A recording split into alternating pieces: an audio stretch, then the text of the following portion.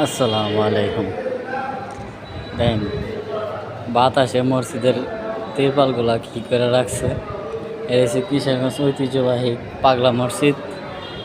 তো এটা আমরা করব, এটা পরিষ্কার করে দেব, মানে সুন্দর করে বাস করে মানুষ যাতে মুসল্লিরা যাতে নামাজ পড়তে পারে ওই ব্যবস্থা করে দিব। আর দেখেন মানুষ কি পরিমাণ আছে পাগলার মসজিদে, শুধু মানুষ আর মানুষ। আরেক ভাই মোবাইলে কথা বলতেছে, আমার এক বন্ধু।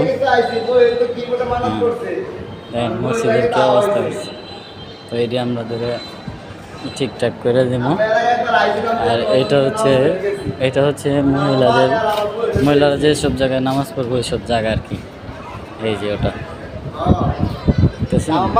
প্যান্ডেল বাঁধ আছে।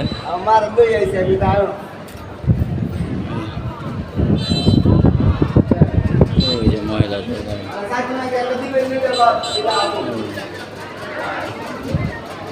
এটাই মহিলাদের জায়গা। আর এটা হচ্ছে মাদ্রাসা, পাগলা মসজিদের মাদ্রাসা। এটাতে প্রথম গাড়ি, মানুষ আসা শুরু করতেছে, আশা করি আরও আসবে। মসজিদ একবারে এখনই দোতলা পর্যন্ত ফিল আপ হয়ে গেছে, মানুষ জায়গা পুরা হয়ে গেছে।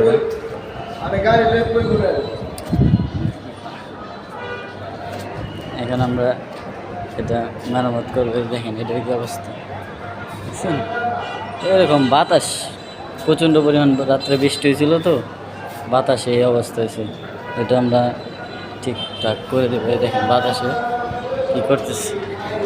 এটা তো এই যে এভাবে, এই তো হয়ে গেছে, বুঝছেন?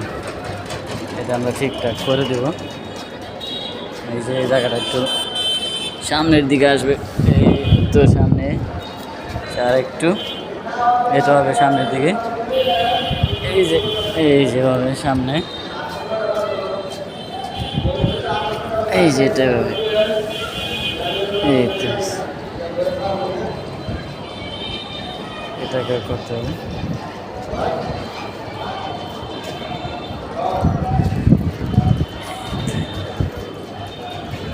এই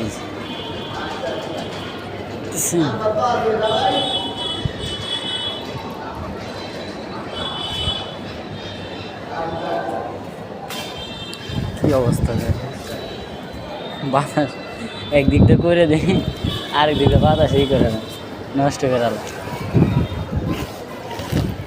একদিক দিয়ে ঠিক করে আরেক দিক দিয়ে বাতাসে নষ্ট করে। এই যে আমার বন্ধু, ওই আমার সাথে হেল্প করতেছে। এই তো হয়ে গেছে, একটা ঠিক হয়েছে। এটার মধ্যে ধরো রিপন, এই যে এটা আয় হায় বাতাস, মানুষজন আসলে তারপরে করতে হবে। এটি থাক, আমরা যতটুকু পারি করে দিব।